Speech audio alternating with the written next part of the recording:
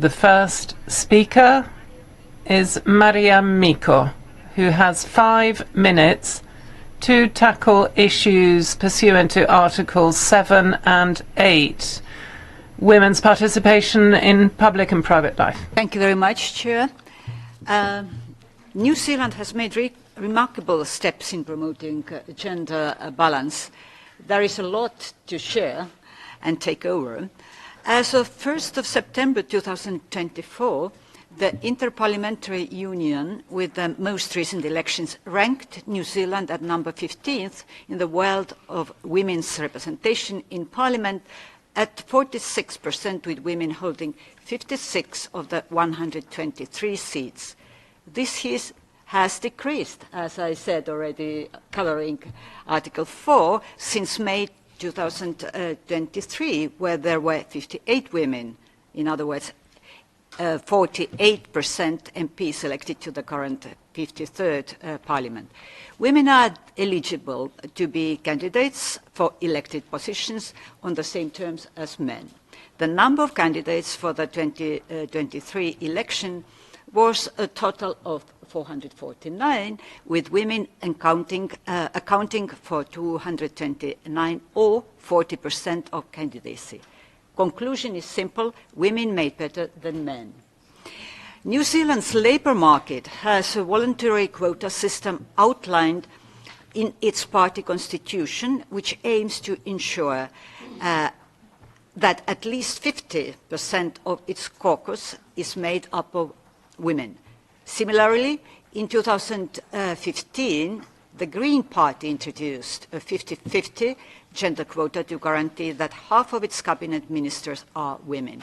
Yet, other political parties in New Zealand have not introduced such quotas. The committee is aware that prior to last year's general elections, female politicians were subjected to cyberbullying, which was touched in the opening statement. Female politicians are leaving public positions due to online backlash, the threats and abuse they face. This not only threatens women's participation in politics, but also undermines their role in international discussions and leadership. In 2018, the Cabinet introduced a target of gender equality public sector boards and committees.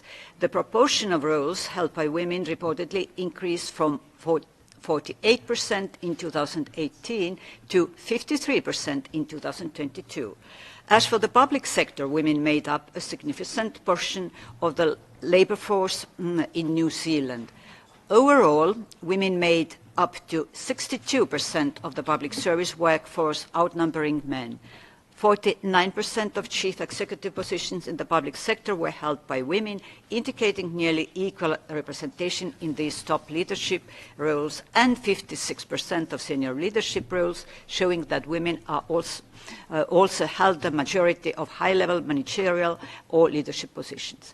However, in the private sector, as of 2022, women were underrepresented in top leadership positions compared to men, as 29% of board directors, director roles in companies listed on the New Zealand Stock Exchange were held by women, less than a third of board directors were female, and 26% of chief executive and senior manager roles, indicating that women held just over a quarter of the top executive and managerial positions.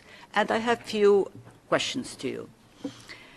What measures are taken by government to combat the cyberbullying faced by female politicians in all levels of governance? Number 2, does the state party plan on introducing gender legislative quotas for all political parties rather than it being a voluntary measure? Please provide more information on governmental incentives to help women take active part in the political arena, such as free day care services.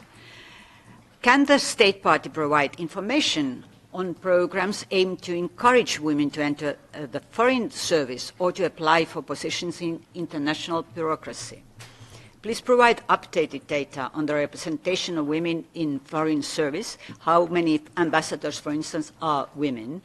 Please provide data on representation of women in judicial system. And finally, please provide updated data on the representation of women in the minister-appointed public sector boards and committees. Thank you.